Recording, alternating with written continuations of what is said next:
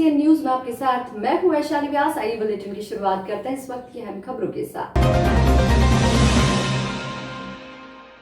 देश भर में फैली कोरोना महामारी से बचाव के लिए जहां स्वास्थ्य विभाग पुरजोर तरीके से डटा हुआ है, तो वहीं शहर हो, नगर हो या गांव, यहां आम जन भी कई तरह के नुस्खे अपनाकर पूर्ण रूप से कोरोना से निजात पाना चाहता है। इसी कड़ी में कोरोना वायरस से बचाव को लेकर श्री राम सेवा समिति नारायणगढ़ द्वारा चलित हवन का आयोजन किया गया। ये हवन मुंदड़ी रोड खेत वाले हनुमान मंदिर से शुरू हुआ और नगर के प्रमुख मार्गों से होता हुआ पुनः हनुमान मंदिर पर पहुंचा, जहां बालाजी की आरती के बाद आयोजन का समापन हुआ।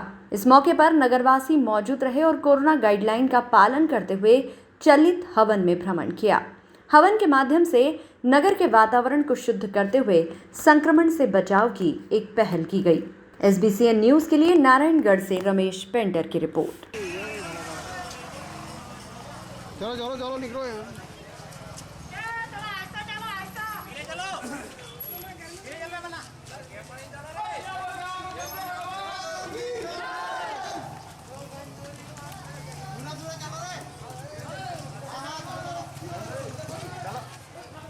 नीमच कैंट पुलिस ने रेमडेसिविर इंजेक्शन की कालाबाजारी करते 3 लोगों को सीहोर जिले के अलग अलग थाना क्षेत्र से गिरफ्तार किया है।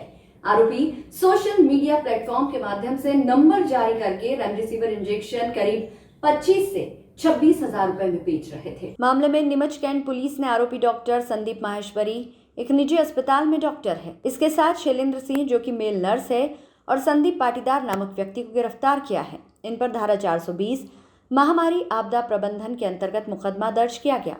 आरोपियों के कब्जे से 2 रेमडेसिविर इंजेक्शन जब्त किए हैं, जिनकी सत्यता की जांच की जा रही है। पुलिस इंजेक्शन प्राप्त करने के सोर्स, पूर्व में कितने इंजेक्शन भेजे, किस तरह से गिरोह काम कर रहा था आदि विषय की जांच कर रही है।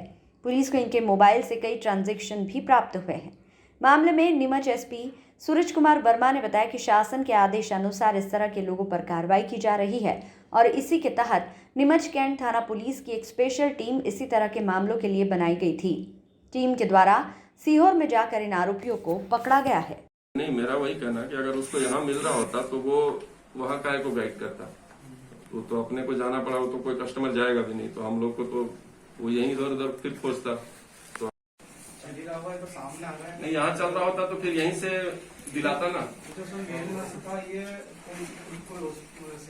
न्यायालय और जिला जो प्रदेश सरकार है उनके निर्देशानुसार सभी जिलों में एक जो भी कालाबाजारी चल रही है, भले वो रेमडेसिविर की हो, ऑक्सीजन की हो, एम्बुलेंस की ओवरचार्जिंग की हो, इन सभी चीज़ों पर नकेल कसने के लिए निर्देश मिले हैं। और उसी क्रम में पिछले दिनों एक एसआईटी की गठन किया गया था। उस एसआईटी को फुल टाइम यही टास्क दिया गया था कि ऐसे कहीं भी कोई भी कालाबाजारी हो रही है तो उसको पकड़ा जाए और प्रकरण पंजीबद्ध किया जाए। उसी क्रम में कैंट पुलिस थाने को विशेष सफलता मिली है, जिसमें एक प्रकरण दर्ज हुआ है जो कि विभिन्न जो 420 की धाराएं और जो महामारी की धाराएं और जो डिजास्टर मैनेजमेंट की जो सेक्शंस हैं उनके तहत प्रकरण पंजीबद्ध किया गया। उसमें कुल 3 आरोपी गिरफ्तार किए गए।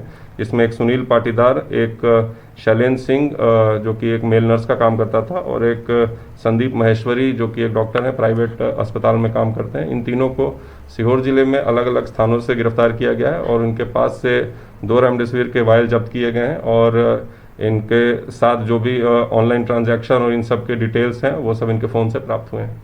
जो कि आपको मालूम है कि ये जो अलग अलग स्थानों पे सोशल मीडिया, फेसबुक पे कई तरह के नंबर जारी होते हैं कि जिसपे कोई रेमडेसिविर अवेलेबल करा रहा है, कोई ऑक्सीजन अवेलेबल करा रहा है, तो इन सब पे हमारा जो एसआईटी थी उसकी पैनी नज़र लगी हुई थी और उन्हीं नंबरों को डेवलप किया गया था, उन सोर्सेज को डेवलप किया गया था। तो जो एक नंबर मिला था जिसमें 25 से 26,000 रुपये के लगभग में रेमडेसिविर देने का उसमें जो बातचीत हुई थी, उसके बाद किसी कारण से वो डिलीवरी यहाँ नीमच तक नहीं पहुँच पा रहा था क्योंकि उनकी पास गाड़ी उपलब्ध नहीं थी। तो फिर जो एसआईटी की जो टीम थी उन्होंने ही एक उसमें टीम यहाँ से रवाना किया और जहाँ पर वो उनकी जो स्टॉक रखते थे वहाँ से इनको अरेस्ट भी किया है, उनके पास से रेमडेसिविर सीज भी किया है। इनसे पूछताछ जारी है और हम ये भी देख रहे हैं कि ये रेमडेसिविर एक्चुअली किस स्टॉक का है, कहाँ से इसका अलॉटमेंट ओरिजिनली हुआ है, क्या ये ओरिजिनल है या फेक है, उन सब का भी इनके जो सीरियल नंबर और ये सब स्टॉक नंबर होते हैं उन सबको चेक किया जा रहा है और इनसे और भी कड़ाई से पूछताछ की जा रही है कि ये कब से ये काम कर रहे थे, कहाँ कहाँ पर इन्होंने सप्लाई किया है। अभी जैसा मैंने बताया कि जो प्रकरण पंजीबद्ध हुए हैं वो डिजास्टर मैनेजमेंट 420 और आपदा अधिनियम इन सब धाराओं में पंजीबद्ध किया गया है और इसमें इनके जो भी रिकॉर्ड्स पुराने भी देखे जाएंगे, जो भी इसमें हैबिचुअल ऑफेंडर है उसमें ज़रूरत होगी तो रासुका की कार्रवाई भी की जाएगी। रमजान माह के 30 रोजे पूरे करने के बाद बोहरा समुदाय ने वैश्विक महामारी कोरोना के कारण शहर में लगे लॉकडाउन में बीच में ईद उल फितर का त्योहार मनाया। ईद के मौके पर पढ़ी जाने वाली विशेष नमाज घर पर ही रहकर अदा की गई। समुदाय के लोगों ने घर पर रहकर ही ईद की खुशियां मनाई। बुधवार को रमजान के 30 रोजे पूरे होने पर ईद उल फितर की विशेष नमाज, जो कि आमतौर पर मस्जिदों में अदा की जाती है, इस वर्ष लॉकडाउन के चलते घरों में ही अदा की गई। घरों में खीर खुरमा बनाया गया। देश में अमन चैन की दुआएं मांगी गई।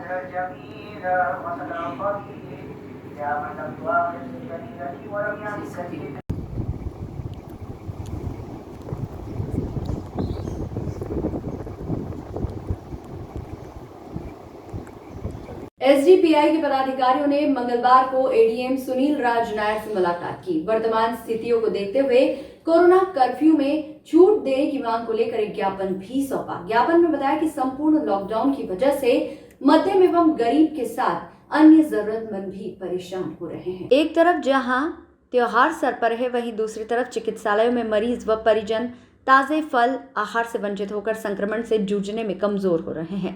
गरीब लोग एक साथ ज्यादा सामान नहीं खरीद सकते और यदि किसी ने खरीद भी लिया तो बासी प्रदूषित आहार बीमारी का कारण बनेगा। किराना व्यापारी घर पहुंच सेवा दे सकते हैं, किंतु गरीब एवं मध्यम वर्ग के घर पहुंच सेवा संभव नहीं है। एसडीपीआई ने लॉकडाउन में रियायत देने की मांग की है। ज्ञापन में मांग की गई है कि चिकित्सालय से 100 मीटर दूरी पर फल विक्रेता को ठेले की अनुमति, सुबह 9 से 11 बजे सब्जी विक्रय, किराना सामान क्रय विक्रय अनुमति एक निश्चित समयावधि के लिए प्रदान की जाए। इस मौके पर एसडीपीआई जिलाध्यक्ष शेख कयामुद्दीन नदीम अख्तर सहित कई पदाधिकारी मौजूद रहे। क्योंकि जैसे भी आप लोगों को सभी को आदेश मालूम है पुराना कि 15 तारीख पहले जो 7 तारीख तक लॉकडाउन था उसको और सख्त करते हुए संपूर्ण लॉकडाउन लगाया गया है और उसके अंदर ना फल सब्जियां अवेलेबल हो पा रही, ना किराने का सामान अवेलेबल हो पा रहा है। सिर्फ दूध और पानी की कैन चालू है, उसके अलावा बाकी सब व्यवस्थाएँ बंद हैं। अब इसी हालत के अंदर बाज़ार के अंदर जिन लोगों के पास माल है, अगर वो चोरी छुपे भी अगर बेच रहे हैं तो उसको कालाबाजारी कर रहे हैं, भ्रष्टाचार बढ़ रहा है उसके अंदर। और यदि मजबूरी के अंदर कोई लेने के लिए जा रहा है तो वो कानून का उल्लंघन कर रहा है कि भले ही वो उसकी नज़र के अंदर सही, लेकिन फिर भी कानून का उल्लंघन हो रहा है। तो आज एसडीपीआई का प्रतिनिधिमंडल कलेक्टर साहब के पास आया था। कलेक्टर साहब ने एडीएम साहब के पास भेजा हमको और हमारा जो आवेदन है उसके अंदर हम लोगों की डिमांड यही है कि जो आवश्यक वस्तुएं हैं उनकी उपलब्धता सुनिश्चित की जाए, क्योंकि अभी महामारी का दौर भी चल रहा है, रमज़ान भी चल रहे हैं और ईद भी आने वाली है। ऐसे माहौल के अंदर सभी को अगर सामान नहीं मिला तो इससे त्राही त्राही हो जाएगी। जो हमने जो आवेदन दिया है उसका मुख्य मुद्दा ही यही था कि सभी को माल जो आवश्यक वस्तुएं वो उपलब्ध हो जाएँ और बिना तकलीफ के। हमने आवेदन दिया, उसके अंदर संपूर्ण लॉकडाउन की वजह से मध्यम एवं गरीब वर्ग के साथ अन्य ज़रूरतमंद लोग भी बहुत परेशान हो रहे हैं। एक तरफ जहां त्यौहार सर पर है, वहीं दूसरी तरफ चिकित्सालयों में मरीज एवं परिजन ताजे फल आहार से वंचित होकर संक्रमण से जो लड़ाई लड़ रहे हैं उसके अंदर बहुत कमज़ोर हो रहे हैं। उनको ताजे फल नहीं मिल पा रहे हैं, जिसकी वजह से वो बीमार बहुत ज़्यादा हो रहे हैं। बीमारी से जूझने में उनको वैसी समस्या हो रही है। और आपके जो आज जो आदेश आया है सर का, उसके अनुसार किराना व्यापारी घर पहुँच सेवा दे सकते हैं, लेकिन घर पहुंच सेवा के अंदर 500 रुपये से ज़्यादा का कोई भी गरीब परिवार आर्डर नहीं बना सकता है। तो जब 500 रुपये से उसकी जेब के अंदर 500 रुपये उसके अंदर किराने का सामान मंगाएगा, वो दवाइयाँ लाएगा या और दूसरे ज़रूरत की सामान लेगा, तो ये अस्वाभाविक है कुल मिला के कोई गरीब इंसान 500 रुपये का आर्डर देकर घर पहुंच सेवा ले ले। तो हमने इस बात का भी इसके अंदर जिक्र किया है ताकि घर पहुंच सेवा की वजह किराना की जो दुकानें हर मोहल्ले के अंदर वो खोली जाए, ताकि गरीबों को आसानी से किराना सामान उपलब्ध हो सके और वो अपना काम चला सकें। आपकी मुलाकात हुई, क्या आश्वासन मिला है आपको? अभी एडीएम साहब से जो मुलाकात हुई, एडीएम साहब ने सिर्फ ये इतना भरोसा दिया कि हम ठीक है देखते हैं, बाकी और कोई ठोस जवाब उन्होंने ऐसा दिया नहीं, लेकिन हाँ एक आश्वासन दिया कि हम इस बारे में विचार करेंगे। अच्छा, ईद का पर्व कब का है, कब मनाया जाएगा? ये ईद का पर्व चांद देखने के हिसाब से होगा। यदि कल अगर चांद दिखता है तो परसों भी हो सकती है, और यदि परसों नहीं हुई तो अगले दिन, उसके अगले दिन ईद फिक्स है। 14 मई को ईद फिक्स है। हमने इसके अंदर और लॉकडाउन के नियमों के अनुसार इसके अंदर कुछ सुझाव भी दिए हैं, जैसे कि चिकित्सालय से 100 मीटर की दूरी के अंदर फल विक्रेताओं के ठेले की अनुमति दी है, जिसमें सभी तरह के फल उपलब्ध हो, ताकि मरीजों को, उसके परिजनों को फल लेने के लिए दूर ना भटकना पड़े।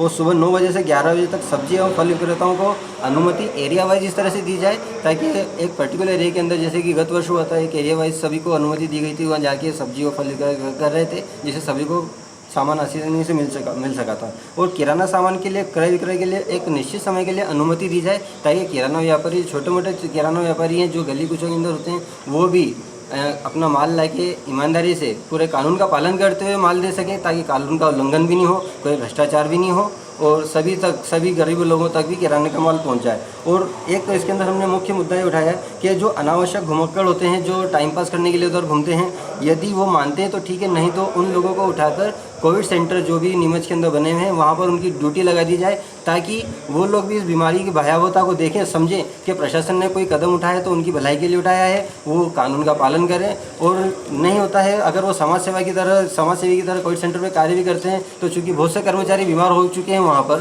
कोविड सेंटर पर जब हमने जाके एनालिसिस किया, वहाँ पे बहुत से कर्मचारी बीमार हो चुके हैं, वहाँ पर कर्मचारियों की भी दिक्कत आ रही हो, तो ये जो आवारा घुमक्कड़ है, वहाँ जाके अगर कर्मचारियों का जगह कम से कम कुछ भी अगर वॉलंटियर का काम वहाँ करेंगे, तो सरकार को इससे ही बहुत अच्छी मदद मिलेगी। फिर दूसरा ये कि यदि फिर भी अगर कोई नहीं मानता है, तो उसके ऊपर धारा 144, 151 और 188 के अंतर्गत भीड़ लगाने एवं मास्क न लगाने पर कार्रवाई सख्त से सख्त की जाए, और सभी लोग कानून का पालन करें। ये कानून आमजन के हित के लिए बना है, तो आमजन के हित के अंदर कानून के अंदर कुछ ढिलाई इस तरह से की जाए, ताकि कोई कानून को तोड़े ना, और सभी जने कानून का अच्छे से पालन कर सके। कोरोना के बढ़ते कहर को देखते हुए जिला प्रशासन नए कोविड केयर सेंटर खोल रहा है।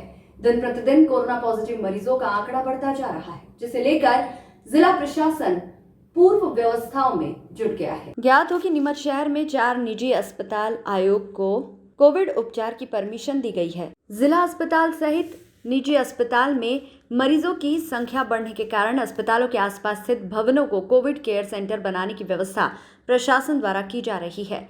मंगलवार शाम प्रशासनिक महकमा और स्वास्थ्य अमला वीर पार्क रोड स्थित माहेश्वरी भवन एवं गोमाबाई रोड स्थित CSV अग्रोहा भवन पहुंचा, जहां अधिकारियों ने दोनों परिसर का निरीक्षण कर CSV अग्रोहा भवन को 40 बेड से अधिक का कोविड केयर सेंटर बनाने का निर्णय लिया।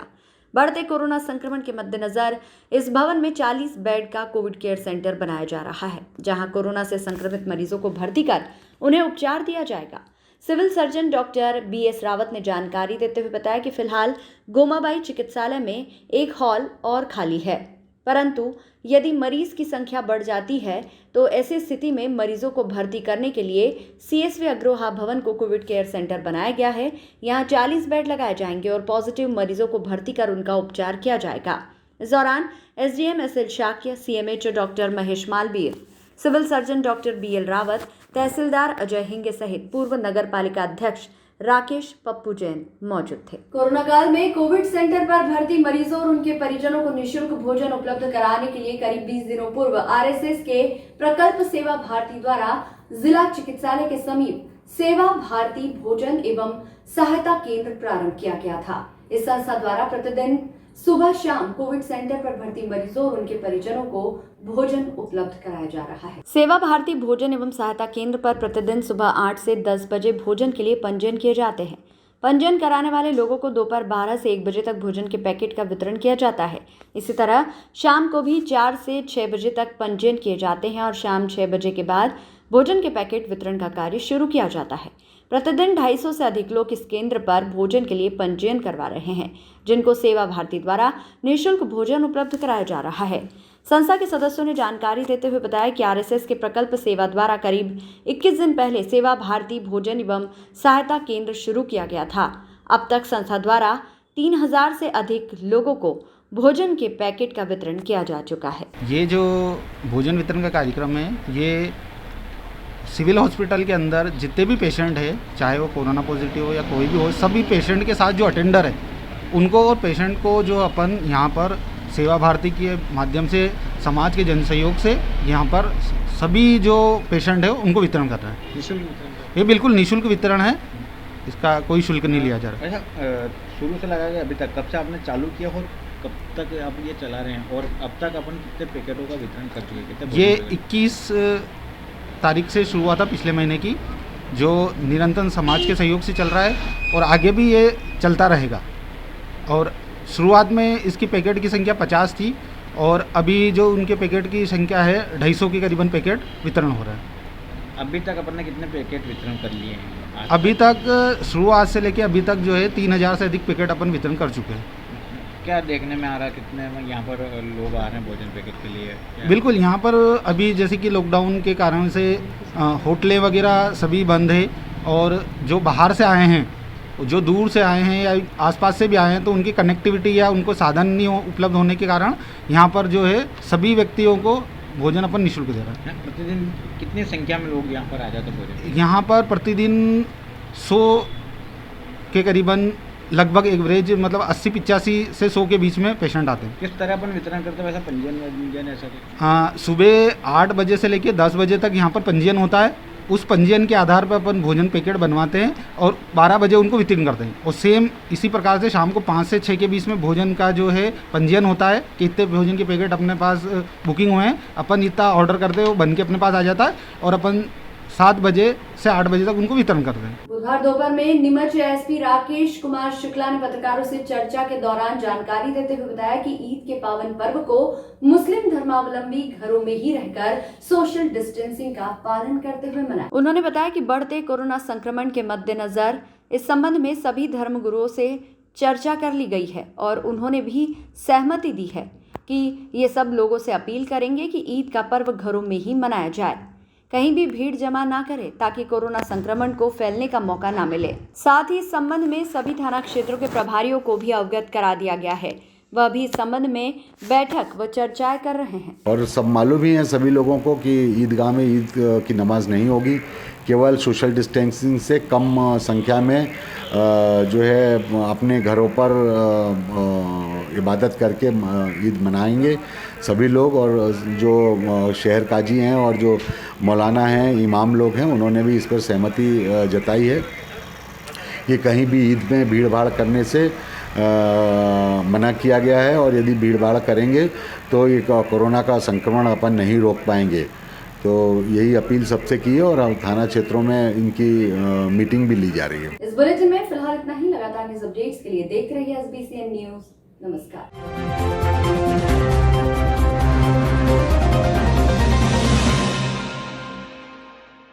नमस्कार, मैं ऋषभ गुप्ता, CEO ज़िला पंचायत मंदसौर। पिछले कुछ दिनों से इस प्रकार की हृदय विदारक बातें आ रही हैं कि ग्रामीण क्षेत्रों में कुछ मौतें हो रही हैं। हमारे 2 सरपंच साहिबान, हमारे एक सचिव साहिबान, हमारे एक पूर्व मंडल अध्यक्ष की भी मृत्यु हाल फिलहाल में हो गई। इन सभी केसेस में एक बात कॉमन निकल कर आ रही है कि व्यक्ति बीमार होने के बाद किसी अयोग्य डॉक्टर के पास जाकर IV फ्लूइड या बॉटल लगवा लेता है।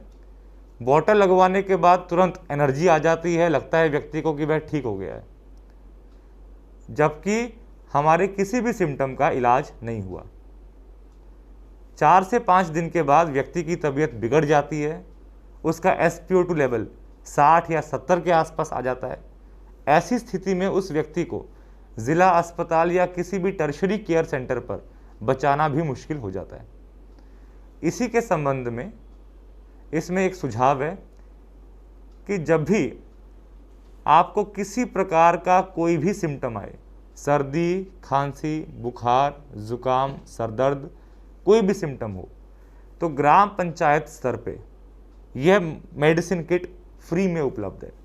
इसमें एजिथ्रोमाइसिन है, एंटीबायोटिक, इसमें बुखार के लिए पैरासीटामोल है, इसमें सर्दी जुकाम के लिए सेट्राजिन है, पेट के लिए रेनिटिडिन है, मल्टीविटामिन और विटामिन C है इसमें, और आखिरी में जिंक है। ये 7 दवाइयाँ ऐसी हैं जिसमें लक्षण आने पर आप कृपा करके इनका सबसे पहले सेवन करें। इनका कोई भी दुष्प्रभाव नहीं है। यदि आपका सिम्टम आते ही आप इनका सेवन शुरू कर देंगे तो आपकी बीमारी इस गंभीर स्तर पे नहीं जाएगी कि हम आपको बचा ना सकें। और ये दवाइयाँ प्रत्येक पंचायत में निःशुल्क मेडिसिन किट के नाम से उपलब्ध हैं। धन्यवाद। नमस्कार, मैं ऋषभ गुप्ता, CEO ज़िला पंचायत मंदसौर और मंदसौर डिस्ट्रिक्ट का कोरोना नोडल। आप सबसे यह अपील है कि शासन के निर्देशों का पालन करें। कोविड की सेकेंड वेव बहुत खतरनाक है और काफ़ी तेज़ फैल रही है। ना केवल इसका फैलाव अधिक है, इसके सिम्टम्स भी फर्स्ट वेव की तुलना में ज़्यादा हैं। इसलिए आप सबसे संयम बरतने की हम अपील करते हैं। कृपया घर में रहें, जनता कर्फ्यू का पालन करें। यदि आवश्यक हो केवल तो ही आप बाहर जाएं, अन्यथा घर पर ही रहें। जितने भी सामाजिक कार्यक्रम हैं, सांस्कृतिक कार्यक्रम हैं, कुछ समय के लिए उनको अवॉइड करें। अगर हमने ये संयम बरता तो 15 दिन में हम इस कोविड की चेन को ब्रेक कर पाएंगे और ये पूरा जिला कोविड के इस दुष्प्रभाव से मुक्त हो पाएगा। धन्यवाद। जी नमस्कार, मैं ऋषभ गुप्ता, CEO ज़िला पंचायत और मंदसौर का ज़िला कोरोना का नोडल। आप सबसे यह अपील है कि जब भी किसी व्यक्ति को कोरोना के सिम्टम आए या फिर कोरोना पॉजिटिव पाया जाए तो सबसे पहले घबराएं नहीं।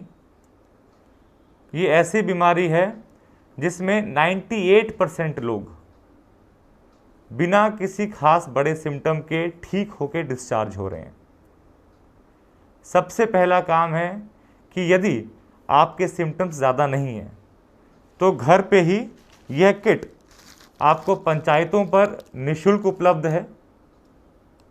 इसके अलावा हमारी टीम आपके घर पर यह किट भी देने आएगी। इस किट का सेवन करें और घर पर ही रहें और घर पर अपने आप को आइसोलेट करें। यदि इस किट को खाने से आपके सिम्टम्स नियंत्रित रहते हैं तो लगभग 8 से 10 दिन में आप पूर्णतः इस बीमारी से बाहर आ जाएंगे। यदि आपके सिम्टम्स अभी भी नियंत्रित नहीं होते हैं और आपका बुखार बना रहता है या फिर आपका ऑक्सीजन लेवल कम होता है तो उसके लिए सबसे पहले आपको कोविड केयर सेंटर्स पर जाना है।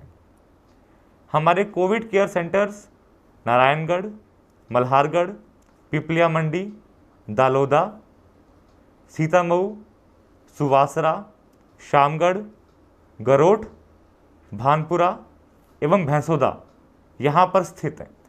यहाँ पर ऑक्सीजन कंसंट्रेटर्स की व्यवस्था है। यहाँ पर कुछ ऑक्सीजन सिलेंडर्स की भी व्यवस्था है। यहाँ पर दक्ष डॉक्टर्स, नर्सिस का स्टाफ सब यहाँ पर उपलब्ध हैं। आपको सबसे पहले इन सेंटर्स पे जाना है और 90% पेशेंट्स का इलाज इन्हीं सेंटर्स पे हो सकता है। यदि इसके बाद भी आपकी तकलीफ़ बढ़ती है तो उन डॉक्टर्स के द्वारा आपको रेफ़र किया जाएगा ज़िला अस्पताल में। केवल उसी स्थिति में आपको ज़िला अस्पताल आना है। ज़िला अस्पताल में सभी सुविधाएं उपलब्ध हैं और आपका पूर्ण रूप से ध्यान रखा जाएगा। सभी मंदसौर वासियों से यह अपील है कि इस बीमारी से कतई घबराने की आवश्यकता नहीं है। 99% पेशेंट्स बिल्कुल ठीक होकर जा रहे हैं बिना किसी खास सिम्टम के। तो आप यदि कोविड पाए जाते हैं तो प्लीज़ घबराएं नहीं, अपना ख्याल रखें। जो शासन के निर्देश हैं उनका पालन करें। आप अवश्य इस लड़ाई में कामयाब होंगे।